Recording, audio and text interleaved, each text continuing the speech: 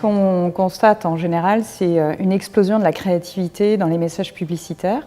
C'est certain, de plus en plus de vidéos sont produites par les marques et ouvrent grand le champ des possibles. Alors si je devais définir les grandes tendances, j'en retiens 3 essentiellement.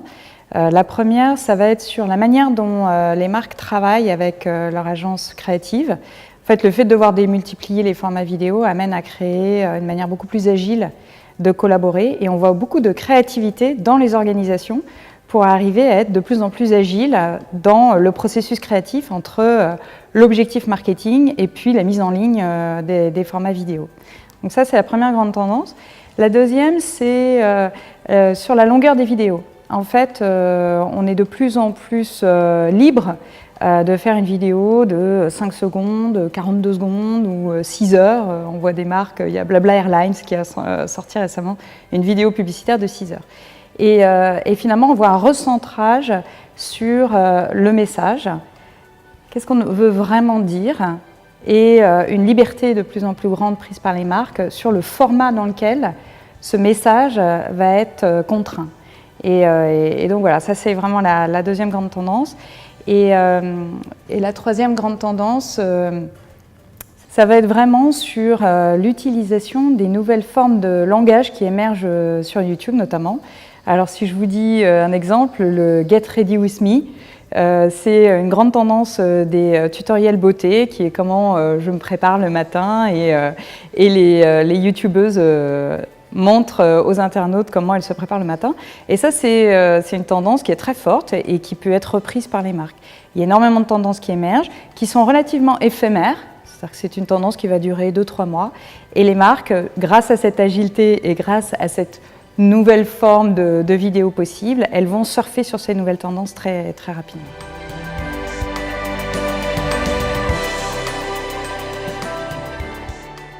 C'est une question très intéressante. L'efficacité va être drivée par la data et la créativité reste quand même du domaine du très qualitatif.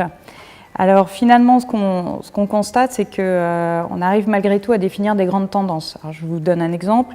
On voit que les formats courts ont un fort impact sur les notoriétés top of mind.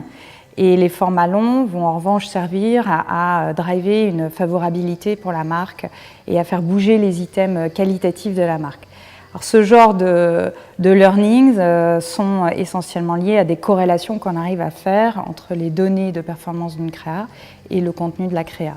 Alors finalement, le grand conseil, c'est plutôt de faire du test and learn pour les marques, d'arriver sur la plateforme, de mettre en ligne leurs différentes vidéos et de regarder justement dans la mesure quelles sont celles qui sont le plus efficaces par rapport à leur KPI ou par rapport à leur cible. Alors on est sur une grande évolution de la relation entre la créativité et la data, on en parlait tout à l'heure. Et en fait, finalement, ce que l'avenir est en train de nous concocter, c'est une utilisation des signaux marketing pour faire mieux correspondre le message publicitaire avec une audience.